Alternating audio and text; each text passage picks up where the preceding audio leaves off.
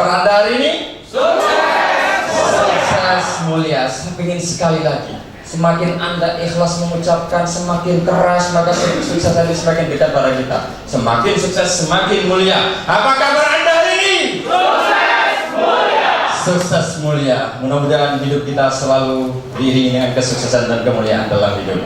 Terima kasih. Video karena istri saya sendiri. Jadi bagi tugas, karena beliau mengetahui perjuangan saya mengikuti tempat ini, maka isi videonya ada perjuangan, ya seperti itu. Terima kasih juga Pak Indra yang sudah dengan sabar mengcoach saya dari zero, kemudian saya bisa menemukan materi ini, dan juga guru saya Ustaz Latif yang sudah hadir dengan kita. Terima kasih. Saya ingin mengawali dengan sebuah tepuk juga. Kalau tadi tepuk Arab ya tadi ya. Nah, kalau ini tepuk ini ada filosofinya, tapi akan saya jelaskan nanti. Tepuk satu kali, tepuk satu kali, tepuk dua kali, tepuk setengah. Bapak Ibu sekalian, dalam hidup ini kita selalu mengalami apapun dari langkah pertama, langkah kedua, dan ketiga, dan seterusnya. Maka setiap langkah itu harus kita awali dengan baik. Langkah pertama, langkah kedua, dan ketiga. Namun demikian, setiap apa yang ingin kita lakukan selalu dan selalu harus ada yang kita kendalikan, dan kita harus mengendalikannya dengan tepuk setengah. Maka kalau saya katakan tepuk setengah, Anda harus ngerem. Caranya ngerem tahu? Bunyinya gimana kalau ngerem? Kalau saya katakan tepuk setengah, Anda langsung ngerem gini. Cit, seperti itu. Bisa? Kita coba. Tepuk setengah. Tepuk setengah. Oke, tepuk satu. Tepuk dua kali. Tepuk tiga kali. Tepuk setengah. Tepuk satu setengah. Tepuk dua setengah. Tepuk tangan anak-anak. Ya, kita kembali pada Mas Dajjal. Di tengah-tengah materi saya akan tiba-tiba memberikan tepuk ya. Baik, mengawali sesi ini karena kita akan belajar tentang sebuah ilmu, dan ilmu itu adalah cahaya. Al ilmu nurun wa nurullahi la yudalil asy. Ilmu itu cahaya, dan ilmu itu tidak akan sampai kepada orang-orang yang masih ada maksiatnya. Barangkali tadi di jalan pas kita naik motor tiba-tiba ada perasaan di mana, ada maksiat-maksiat yang kita nggak sengaja. Biar clear kita menerima ilmunya, mari kita awali dengan istighfar 3 kali. Astagfirullahaladzim. Astagfirullahaladzim. Astagfirullah. Terima kasih. Baik, sekedar perkenalan saja. Jadi sekilas adalah profil perjuangan, dan ini adalah yang bisa kami sampaikan. Nggak akan saya jelaskan lebih jauh. Yang jelas saat ini memang saya aktif di dunia training, dan aktivitas yang lagi akhir-akhir ini sering saya lakukan bersama Radix Training, yaitu saya menjadi asosiat trainernya di Radix Training bersama beliau Ustaz Latif. Mudah-mudahan ini menjadi pengalaman bagi saya dan akan meningkatkan jam terbang saya, dan nanti insya Allah setelah ini ketika saya mengisi perusahaan Bapak Ibu sekalian sudah menjadi jauh lebih baik. Bapak Ibu sekalian, Indonesia ini sebenarnya ataupun kita semua, diakui atau tidak, banyak yang sedang mengalami sakit moral.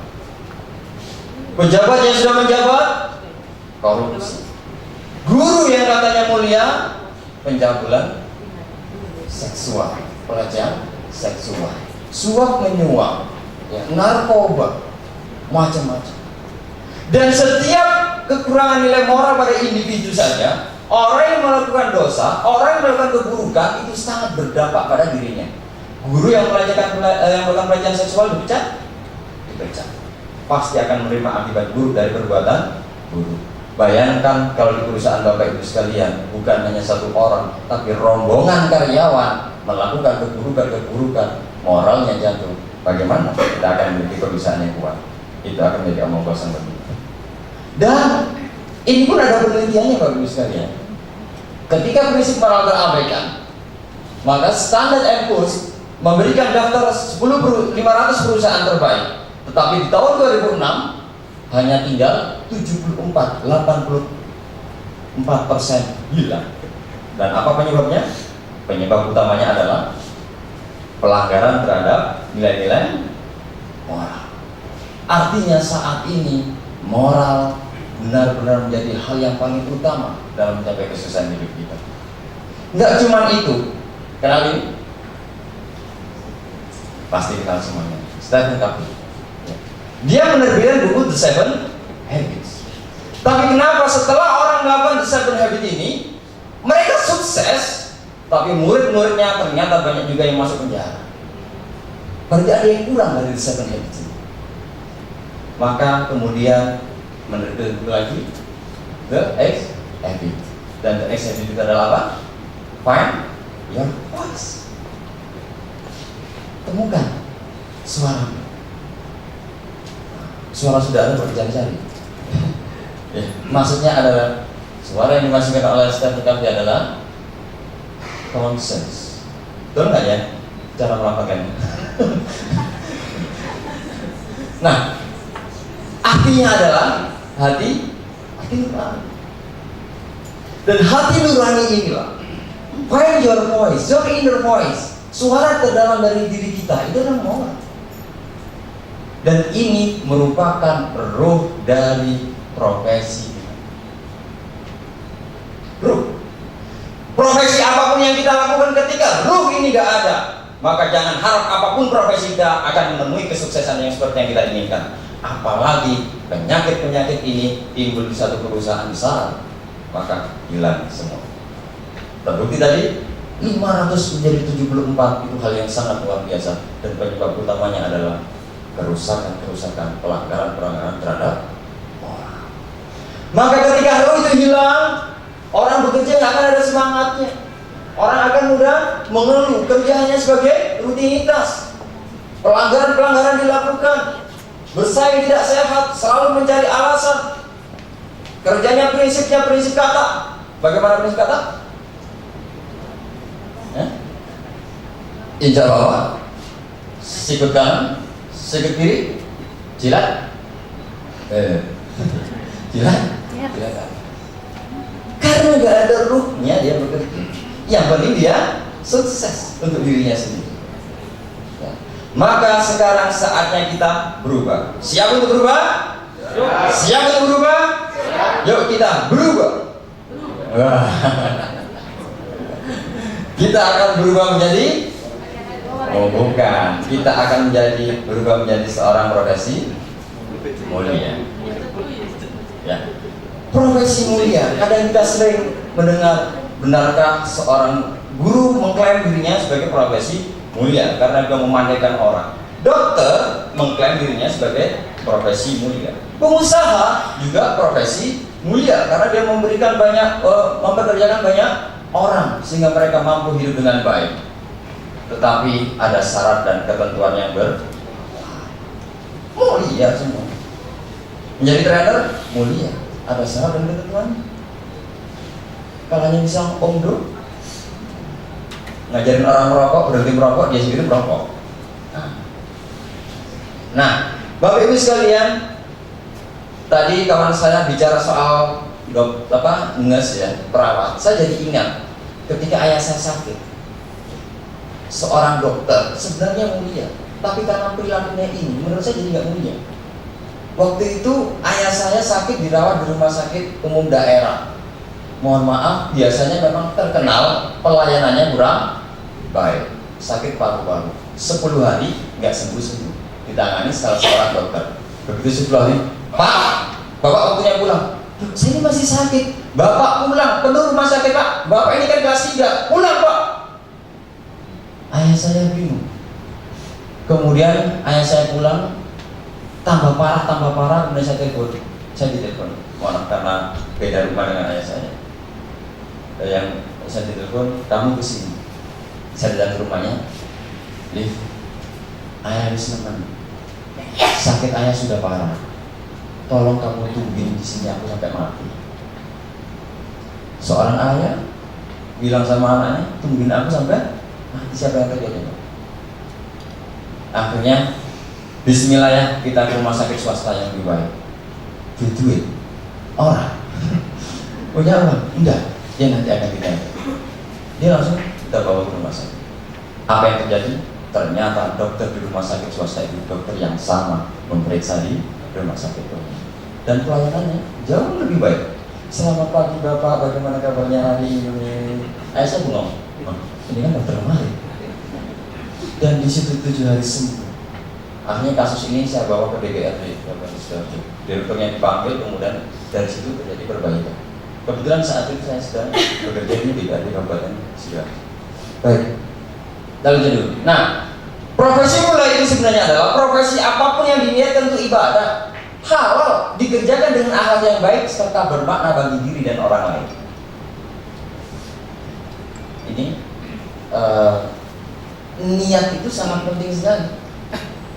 Ketika kita meniatkan kita bekerja pagi, siang, malam untuk beribadah, kita niat untuk mencari nafkah, maka ada hadis yang mengatakan bahwa ada dosa yang tidak bisa ditebus oleh pahala sholat, puasa, dan haji dan umroh, tapi itu bisa ditebus dengan susah payahnya orang mencari nafkah. Nikmati pekerjaan Anda, profesi Anda. Capek, nikmati. Ya Allah, capek. Tapi ini adalah untuk keluarga ya Allah. Maka ini adalah pahala bagiku. Mudah-mudahan ada dosa-dosa yang telah Kau ampuni. Sekali ketika kita menikmati itu, ya.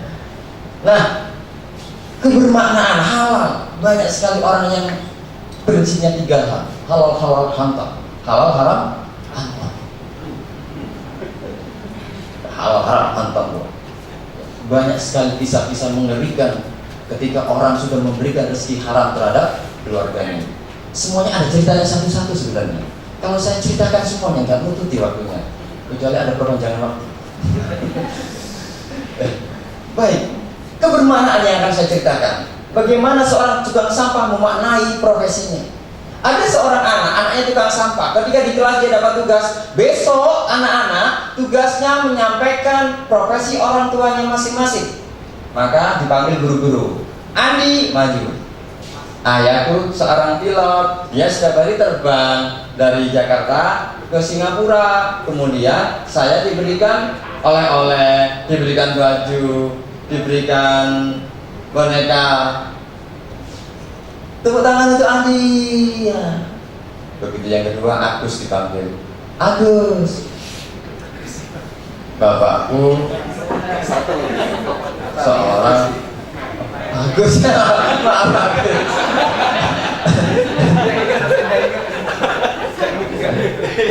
Cerita ini hanya fiktif belaka, tidak ada kesamaan nama.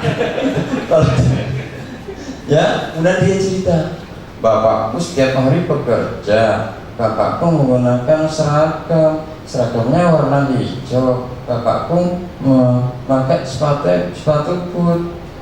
Kemudian dia terdiam, dia bingung mau terusin. Agus, orang kamu sebagai apa? Kemudian dia ingat ketika diterangkan sama bapaknya, dia sempat marah karena bapaknya tidak pernah memberitahu kalau bapaknya itu tukang sampah. Dia sempat marah di rumahnya. Tapi kemudian bapaknya ini memberikan pengertian kepada sang anak. Nah, pekerjaan bapak ini cukup mulia. Pekerjaan bapak ini strategis. Pekerjaan bapak ini luar biasa. Bayangkan ketika rumah-rumah itu sampahnya numpuk dan tidak ada orang yang ngambil, apa yang terjadi? Orang-orang akan terjangkit penyakit. Jadi pekerjaan bapak ini sama strategisnya sama dokter. Kalau dokter menyembuhkan orang sakit, bapak menghindarkan orang dari penyakit. Kebermaknaan yang dia berikan mulia. Tapi kadang-kadang dulu waktu Manggarai Bukas ini sempat bilang sama saya, Mas mesti contohnya kok orang susah. Ada nggak orang yang orang nggak susah tapi mulia? Ada. Beliau pernah buku bisa di surga. Di saat puncak karirnya beliau di sebuah perusahaan, suatu saat dia diundang oleh koleganya untuk peresmian sebuah bank. Kemudian dia hadir, dan setelah peresmian itu ada seorang pejabat dari pejabat keuangan datang, dan seperti dia setelah acara diajak makan bareng. Nah, makan bareng. Di tengah perjalanan, sang pejabat keuangan ini, kalau nggak salah dalam buku itu namanya Pak Mustafa, bilang, Otman, kamu harus bersyukur. Kenapa saya harus bersyukur? Karena kamu dilahirkan dalam keadaan Islam. Karena begitu kamu dilahirkan dalam keadaan Islam, berarti kamu sudah punya paspor untuk masuk surga. Apa kata beliau? Pak, paspor saja nggak cukup kalau kita mau keluar negeri. Kita harus punya visa. Maksud kamu gimana? Visa ini yang akan mengantarkan kita ke surga. Ketika kita punya visa, tapi nggak mudah Pak. Tetap kadang-kadang kalau ingin kita lebih mudah harus punya rekomendasi dari lembaga tertentu. Maka apa rekomendasi itu? Kalau kita ingin masuk surga, rekomendasinya adalah anak-anak yatim, fakir miskin yang kita rawat. Maka pejabat ini bilang, hormat, katakan apa yang harus aku lakukan. Pak, Bapak adalah seorang pejabat. Tanda tangan Bapak diperhatikan oleh orang. Buatkan surat, saya akan masuk ke perusahaan, ke hotel-hotel dan restoran bintang 5. Saya akan ambil makanan-makanan sisa yang masih baik, akan dibuat makan oleh anak-anak yatim dan fakir miskin. Oh gitu. Maka Pak Mustafa ini membuat surat. Maka Pak Hotman ini setiap jam 2 pagi datang ke restoran, ke hotel-hotel, yang disitu kemudian dia ambil makanan-makanan yang masih bagus, kemudian paginya dibagikan oleh anak-anak yatim dan fakir miskin. Dibagikan sampai suatu saat ketika malam itu Pak Hotman kembali masuk ke hotel dan restoran, Pak Mustafa sudah ada di depan pintu. Loh, Bapak ngapain di sini? Emangnya kamu aja yang mau bisa di surga? Aku juga mau, Mak.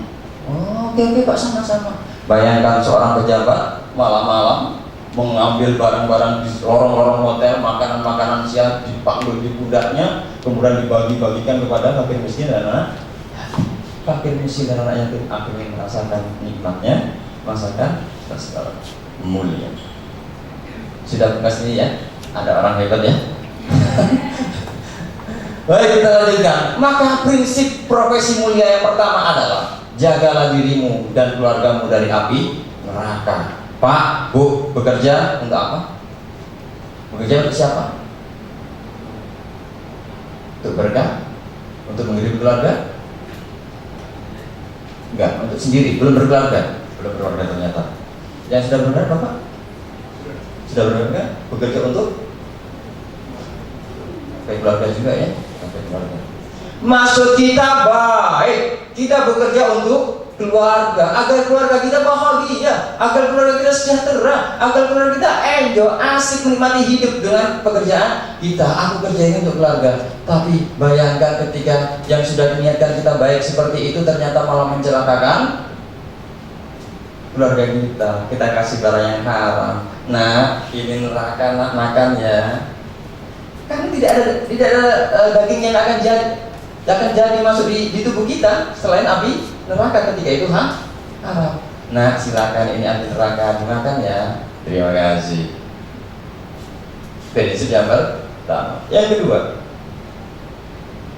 akhiratkan duniamu, maka dunia akan tunduk padamu dan surga merindukanmu. Dunia diakhiratkan. Apapun yang kita lakukan di dunia ini dan pekerjaan apapun, akhiratkan. Libatkan Allah, sehingga semua yang kita lakukan akan bernilai ibadah. Maka ketika tujuan kita akhirat dulu baru kemudian ngurusi dunia, maka jangan khawatir, dunia akan tunduk kepada kita. Benarkah seperti itu? Ini dalil Al-Qur'annya yang menunjukkan bahwa memang akhirat adalah tujuan kita. Wala tansa nasibaka minad dunia. Dunia itu hanya sekedar jangan lupa. Nah, tugasnya petani apa? Tugasnya petani apa? Bertani, nanam padi. Tanam padi, Pak. Tanam padi. Bagaimana ketika petani nanam padi, tiba-tiba ada belut? Diambil, lumayan dapat belut. Tapi apa yang terjadi ketika sang petani tiba-tiba fokus nyari belut tiap hari? Terawat sawahnya? Tidak terawat. Sawahnya akan menjadi tidak terawat. Karena salah fokus. Tujuan dia adalah menggarap sawah. Ngapain dia akhirnya sibuk nyari belut? Tujuan kita surga. Kenapa kita menghabiskan waktu untuk dunia? Porsi untuk surga kita, untuk akhirat kita sangat kurang. Kalau kita mendikotomikan bahwa selalu kalau kita mau bekerja untuk dunia, kemudian kalau masuk ke akhirat, maka nggak akan bisa seperti itu. Ada dikotomi bahwa kalau ingin sukses, ingin kaya, maka bekerja. Bekerja itu di mana? Di kantor. Kemudian kalau ingin surga, ingin akhirat, maka lakukan tadi masjid.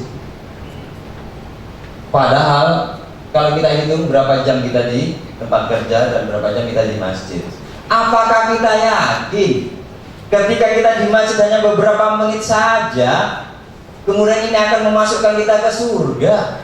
Padahal waktu kita banyak kita habiskan di sini.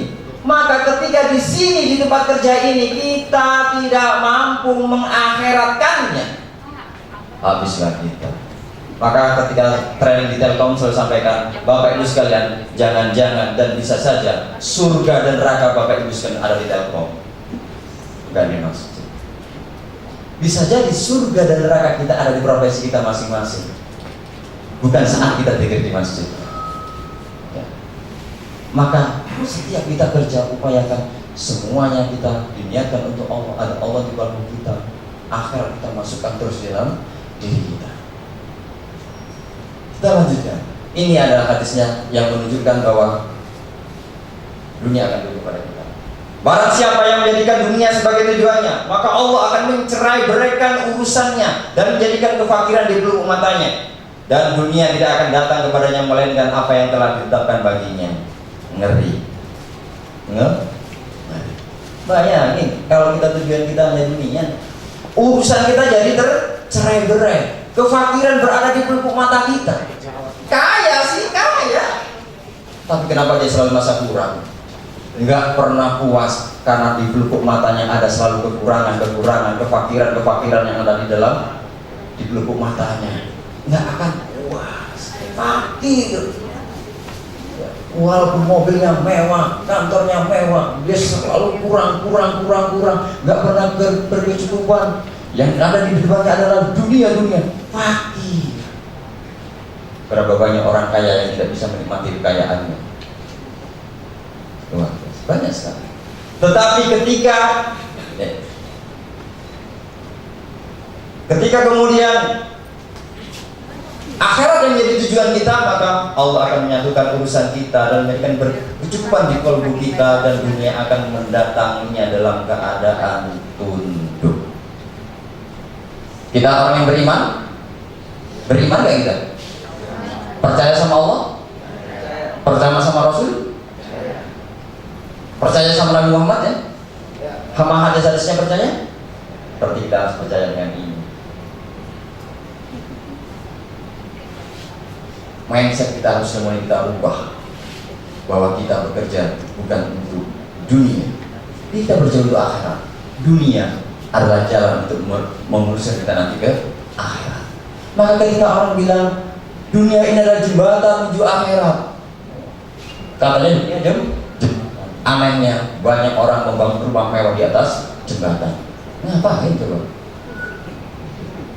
Katanya jembatan, tapi rumah mewah dibangun di atas jembatan. Tepuk satu kali, tepuk satu kali, tepuk dua kali, tepuk setengah, satu setengah, tepuk dua setengah. Tepuk tangan anak. Kita lanjutkan. Nah, dunia yang kita kejar-kejar setiap hari, pagi, siang, malam tanpa henti. Dunia ini yang kelihatannya besar, kalau kita pergi kemana-mana kelihatan jauh sekali dunia, tapi ternyata dunia yang kita kejar-kejar ini Bapak Ibu sekalian hanya satu titik. Hanya satu titik dari garis panjangnya terbatas. Ini dunia.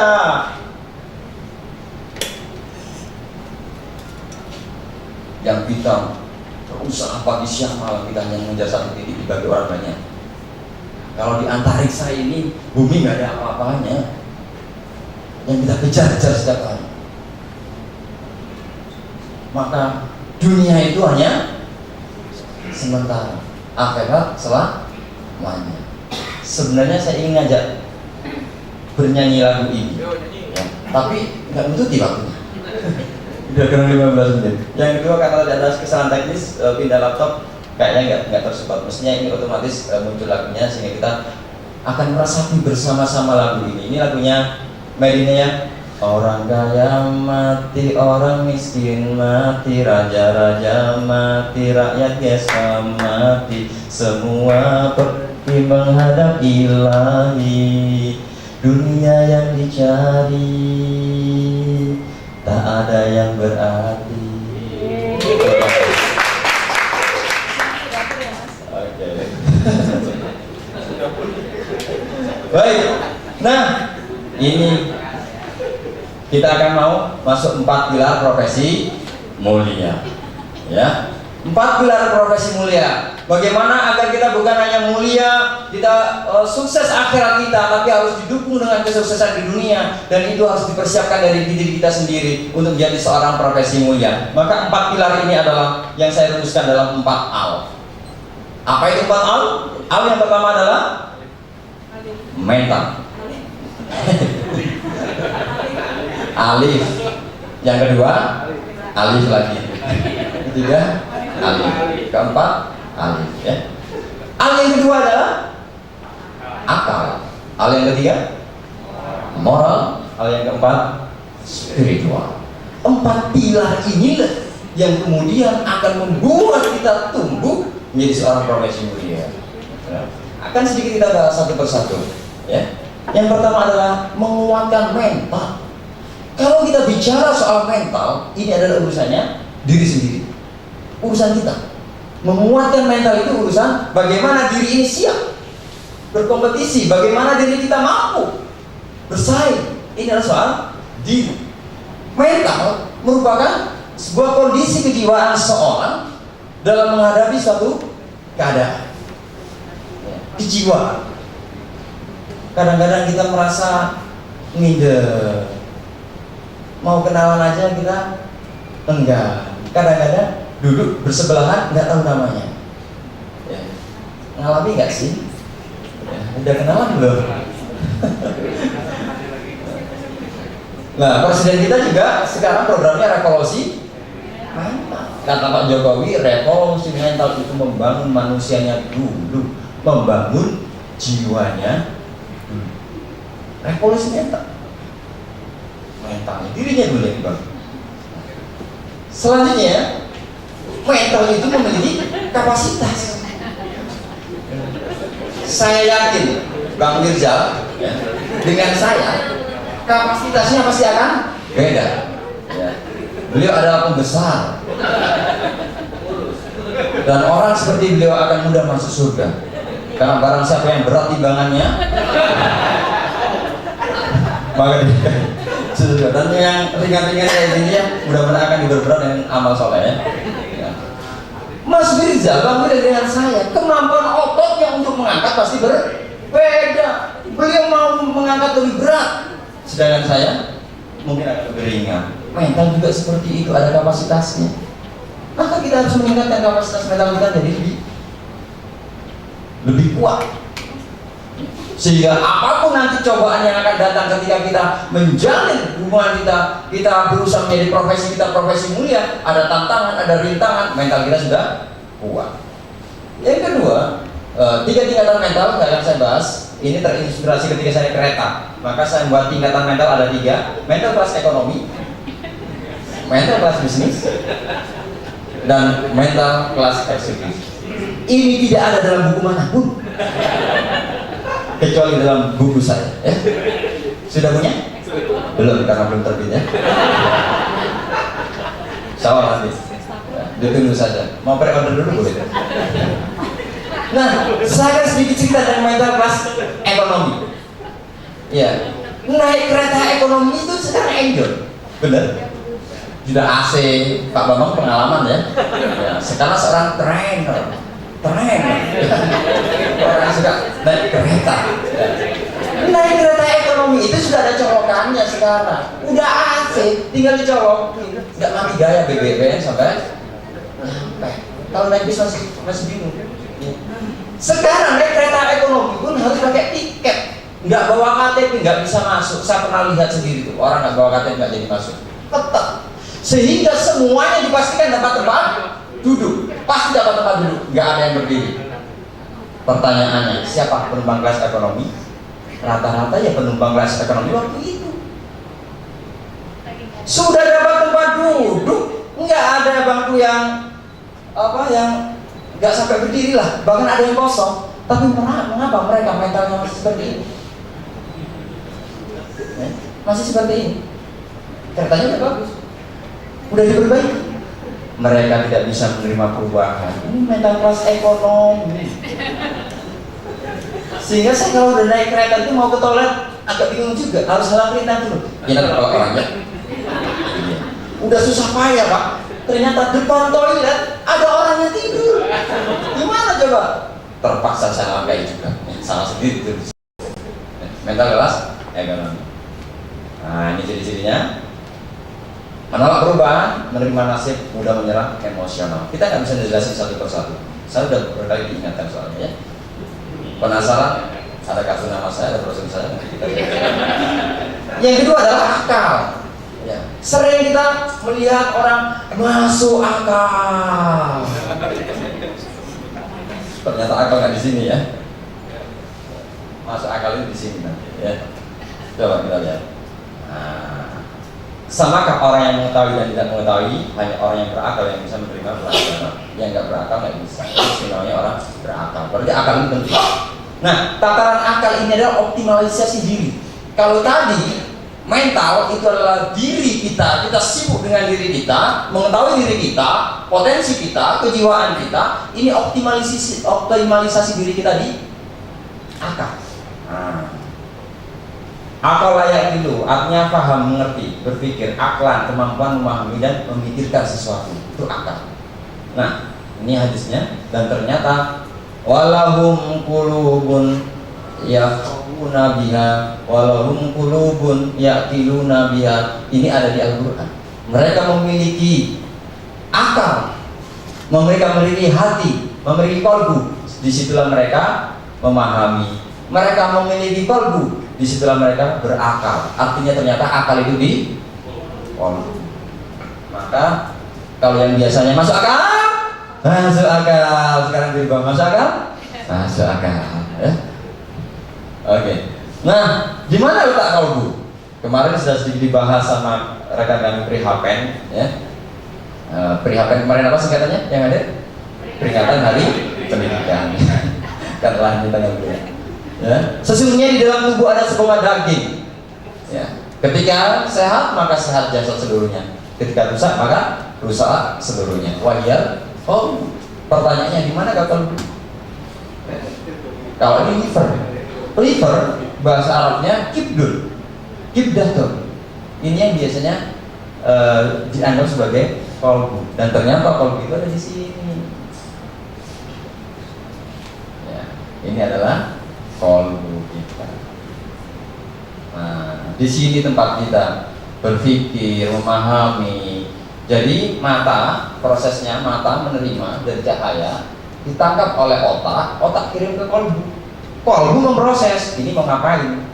Ketika proses dalam qalbu ini selesai, kirim ke otak, set, otak mengeksekusi. Itu ada tas, nggak ada yang punya kayaknya. Mata melihat tas, diolah sama qalbu. Qalbu ini mau ngapain? Mau diambil. Begitu qalbu mengatakan curi, akal langsung menggerakkan seluruh tubuh untuk mencuri. Curi, bergerak dia akan mencuri. Jadi pusatnya ada di qalbu. Nah, maka mengoptimalkan akal berarti mengoptimalkan qalbu. Fungsi kecerdasan akal kita buat untuk kerja cerdas. Fungsi pendorong, karena qalbu ini juga mendorong, juga mengendalikan. Maka ketika pendorong itu kita pakai untuk fokus, dan ketika fungsi pengendali itu kita pakai untuk kerja secara tulus. Ya, kita bahas semuanya. Hanya satu teko sang profesor akan saya ceritakan sedikit. Suatu saat sang profesor ini mengundang para mahasiswa untuk reuni. Datanglah semua mahasiswa. Ketika semua mahasiswa datang, sang profesor mengeluarkan seteko kopi. Wahai mahasiswaku, silakan engkau ambil seteko kopi masing-masing. Mereka berebutan. Ternyata berebutan apa? Berebut cangkir yang paling unik, cangkir yang paling cantik, cangkir yang paling energik. Jadi mantarnya bukan ini. Ya. Mereka berebut cangkir. Begitu cangkir mereka setelah minum, kemudian profesor tanya, kalian mau apa? Mau minum kopi. Yang kalian cari cangkir. Harusnya kamu fokus pada kopi. Kalau ingin mau kopi yang banyak, pilih cangkir yang besar, dapatnya banyak. Kamu memilih cangkir yang unik. udah sama fokus dengan tujuannya. Apa yang dia inginkan? Hati-hati dengan jebakan-jebakan seperti itu. Ya. Kata juara, nggak jadi saya ceritakan. Ya, biar penasaran kok bisa kata juara. Ya, undang saya cepetan ya. Ada penasaran aja ini. Ya. Yang ketiga adalah moral, memperbaiki moral. Nah, moral ini adalah tatarannya akhlak, etika dalam bekerja, hubungan dengan sesama. Kalau mental tadi untuk dirinya sendiri, akal untuk optimalisasi diri, dan moral ini untuk menjalin hubungan dengan sesama, dengan rekan kerja, dengan atasan. Tanpa etika kita nggak bisa mulia. Innamal bu'istu liutammima makarimal akhlak. Sesungguhnya Rasul itu diutus hanya untuk menyempurnakan akhlak. Begitu pentingnya akhlak ini. Maka suasana kerja akan menjadi dinamis. Yang keempat adalah spiritual. Spiritual ini hubungan kita dengan Allah. Kalau mental itu urusan kita dengan diri, akal mengoptimalisasikan potensi diri, kemudian moral itu bagaimana kita membangun hubungan dengan sesama rekan kerja kita, maka kalau spiritual ini bagaimana kita membangun hubungan kita dengan Allah. Maka disinilah ada sebuah konektivitas. Wa'lamu anallaha yahulu bainal mar'i wa qalbi. Allah itu berkomunikasi dengan manusia melalui qalbunya. Maka bagaimana kita melakukan komunikasi dengan Allah? Maka melalui qalbu. Nah, ketika kalbu kita selalu Allah, karena Allah itu adalah nur samawati wal ard, kemudian Allah memberikan nurnya cahaya dalam kalbu kita, kemudian diaktifkan dan dipancarkan ke otak kemudian disalurkan pada saraf, hormon, imun, jadi imun dan sebagainya. Maka ketika kalbu kita sudah menyampaikan cahaya nur ilahi, kemudian masuk ke otak kita dan didistribusikan dalam tubuh kita, insya Allah itu kita akan sehat dan selamat dunia dan akhirat. Nah, maka bagaimana kita harus memelihara kalbu? Kita memelihara kalbu dengan selalu memperbanyak apa? Jadidu imanakum. Iman jadi ya Rasulullah. Sahabat bertanya, dengan apa kita membariki iman kita? Aksiru min qouli la ilaha illallah. Mas, bisa dibantu?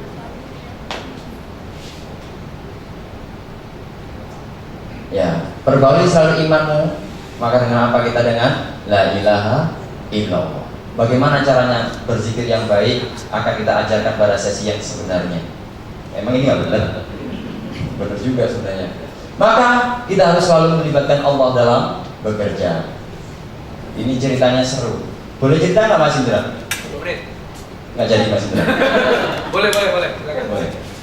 Ya. Ini adalah pengalaman pribadi saya. Ketika kita banyak terus menyambungkan diri kita sama Allah.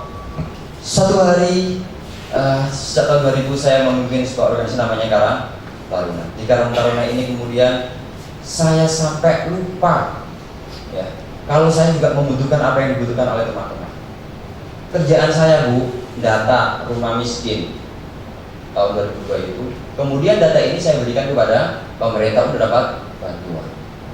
Suatu hari di suatu sore sekitar maghrib tiba-tiba hujan. Ketika hujan kemudian ada petir, dan tiba-tiba apa yang terjadi? Ternyata rumah saya yang roboh. Setiap hari saya berusaha mengajukan proposal buat orang lain. Saya lupa kalau rumah saya saat itu juga masih gede. Saya nggak memikirkan rumah saya sendiri. Saya pikirkan rumah orang, sehingga kemudian dia mendapatkan bantuan. Tapi subhanallah, ketika itu juga udah jatuh, ibu saya bingung, nenek saya bingung. Nenek saya perempuan, ibu saya perempuan. Lip, cepol, ropolit, udan. Mbak, ma, mau sholat yuk? Ya udah, mau sholat. Dan mau sholat. Udah kita berdoa sama ya Allah. Aku biasanya ngajuin rumah orang, rumahku malah roboh ya Allah. Ganti ya Allah. Bangun ya Allah, bangun ya Allah. Pagi hari orang pada datang, lihat rumahnya roboh. Iya, ketok ini kan roboh. bongkar mas, bongkar ke kamar nanti, gampang mas. Akhirnya jadi konsumsi gampang. Mereka datang bawa konsumsi sendiri-sendiri, rumah saya dirobohkan. Alhamdulillah. Langit sebagai atap. Enggak lama kemudian datang truk bawa pasir. Saya diturunkan. Saya tanya, Pak, dari mana? Enggak mau disebut mas. Datang lagi batu, datang lagi semen. Loh ini apa Pak? Enggak ada yang nyebutin. Dari mana? Dari perangkat desa datang. Mas, ini mas. Apa? Amplop. Isinya ada Pak? Ada. Dan ini adalah untuk biaya tukang. Subhanallah, Allah membalas dengan luar biasa. Saya memberikan bantuan itu nggak seberapa. Mereka dapatnya 6 juta potong pajak. Saya dapat bangunan rumah utuh. Sampai asbes-asbesnya ini saya dapat gratis. Sak kayu-kayunya gratis, sak paku-pakunya gratis. Kisah nyata ada di buku saya. Maka suatu saat, ketika itu tahun 2002, tahun 2004, ya, tim sepak bola yang saya bangun dari Karang Taruna ini, yang usia 14 tahun masuk final, saya ownernya yang diriin, nggak bisa masuk kan nggak punya uang 5.000 yang ini. Saya bilang sama mama saya, Ma, duit, live, anakmu gede. Kamu gede, kamu sudah besar nih. Kamu sudah lulus kuliah, kamu nggak kerja, ngurusi Karang Taruna aja. Ngapain aja kamu selama ini? Jangankan 5.000, 1.000 saat ini mama nggak punya, 1.000 nggak punya. Saya baru terpukul, saya baru sadar, wis tua. Maka saya ambil jaket, saya ambil helm, saya ambil motor, saya ke Surabaya. Saya waktu nggak tahu kemana, pokoknya akhirnya nyampe ke Surabaya. Di tengah motor ini, air mata saya keluar, ya Allah, aku sudah berbuat banyak pada orang lain, ya Allah. Aku sudah memperkerjakan anak-anak Karang Taruna, sudah aku berikan mereka pekerjaan, tapi aku lupa aku juga belum bekerja. Berikan hamba pekerjaan saat ini juga, dan aku nggak akan pulang sebelum engkau berikan aku nikmat berupa pekerjaan. Tiba-tiba saya ketemu orang di Surabaya. Lid, nangis ya? Wis ngerti tak kok. Ya. Tak ada duit paling. Kasih uang saya lihat 50.000. 50.000 buat nonton bola cukup nih. Saya balik langsung. Lupa dengan niat saya. Saya balik nonton bola. Alhamdulillah Piala Bupati usia 14 tahun 2004 klub saya menang juara 1. Karena juara 1 saya ditarak. Wah, dan bawa piala gini ya. Nyampe depan rumah tiba-tiba mama saya bilang, "Lift, telepon." Saya pulang, saya angkat, "Assalamualaikum, ini dari Pak Wibnya." Pak Wibnya itu dari Dinas Pemuda dan Olahraga. Ada apa Pak? Mas Alif tolong ya, wakilin Sidoarjo untuk pertukaran pemuda antar provinsi. Wow, kapan? Sekarang. Sekarang Pak? Ya udah Pak. Sekarang ya Pak? Iya sekarang, cepetan. Karena saya ketua aktif Karang Taruna, saya pamit kepala desa Pak Lurah kegiatan. Ya wes, nanti belum tahu mau dikirim-kirim pokoknya ya. Dapat uang 100.000. Karena saat itu saya juga ketua aktif di pengurus Karang Taruna kecamatan. Kami Pak Camat, Pak Camat mau saya tinggal ini. Nanti belum tahu. Dapat lagi 250. Nah, jadi berapa tadi? 50 tambah 100? 400. Tambah 400 ya. Kemudian saya ambil surat tugas Pak, mana surat tugasnya? Ini. Surat tugas ada Pak? Oh enggak lah, tenang. Ya, ada di belakangnya. Hari itu saya dari nggak punya uang sama sekali. Hanya dalam satu malam Allah memberikan semuanya, doa saya dikabulkan jadi 900.000. Bukan hanya itu, ternyata saya saat yang masih miskin, nggak punya apa-apa. Kebayang naik pesawat itu nggak pernah kebayang. Kerjaan saya waktu kecil montar molo, jalur duitnya Mas. Ya. Ternyata ketika saya tema pemuda di Jakarta kemudian dikirim ke Kalimantan saat itu di tempatnya Mas Anwar ya, tapi di pedalaman Samarinda Mas. Ketemu dengan yang panjang-panjang. Semakin panjang telinganya itu semakin cantik. Ya. Karena semakin cantik saya foto. Habis foto bayar ternyata. Nah, juga. Nah, ternyata saya naik pesawat. Begitu ada pengumuman nanti naik pesawat, saya kumpulin uang kecil-kecil receh, saya kumpulin. Ternyata begitu saya naik pesawat saya kecewa. saya nggak bisa jatuhin uang itu dari dalam pesawat, nggak bisa dibuka ternyata di dalamnya. Saya berpikir kan minta uang, makanya saya itu pertama kali naik pesawat, pulang naik pesawat, dan hebatnya lagi Bapak Ibu sekalian, begitu saya nyampe Sidoarjo, saya didatangi Ketua DPRD Kabupaten Sidoarjo saat itu, Mas Alif. Saya sudah tahu track recordnya Mas Alif, aktif di kepemudaan, saya butuh orang seperti Mas Alif untuk mendampingi saya. Baik Pak, terima kasih. Bayangin, saya nggak punya uang, nggak punya pekerjaan, Allah langsung memberikan uang, memberikan pekerjaan begitu saya pulang dari pertukaran pemuda itu. Konektivitas kita, keyakinan kita kepada Allah membantu kita untuk menjadi jauh lebih baik. Baik, ini paling akhir. Tujuan hidup kita adalah lakukan lakum fi Rasulillah uswatun hasanah. Sering diucapkan bahwa telah datang pada diri Rasul uswatun hasanah, tapi kita nggak pernah tahu itu bagi siapa. Benar nggak bagi kita? Oh, ternyata tidak semua. Liman kana yarjullaha wal yawmal akhir wa dzakarallaha katsiran. Hanya untuk orang yang tujuannya Allah, hanya untuk orang yang orientasinya akhirat, ya. Kemudian dan banyak berzikir kepada Allah, ya. Banyak zikir satu hal, terus berzikir pada Allah. Kalbu ini biar terus ada Allah, Allah, Allah, Allah. Satu hal bahwa saya kasih tahu bahwa di kulli syai'in siqala wa siqatul qalbi la ilaha illallah. Segala sesuatu ada pembersihnya, dan pembersihnya qalbu adalah la ilaha illallah. Kalau kita ngepel pakai apa? Superpel. Kita mandi pakai sabun, ya. Nyuci piring pakai sunlight. Cuci muka pakai pakai pons, pakai apa? Ya, jangan dibayangin Mas Dinar cuci muka pakai Superpel, ya, itu akan menjadi sangat luar biasa. Maka kita bulatkan tekad kita, profesi mulia, tujuannya Allah, orientasinya akhirat, dan terus kita berzikir, kalbu kita berzikir, sehingga kita terus akan dijaga oleh Allah dalam kehidupan sehari-hari. Terima kasih, ini kita lewati saja, dan assalamualaikum warahmatullahi wabarakatuh.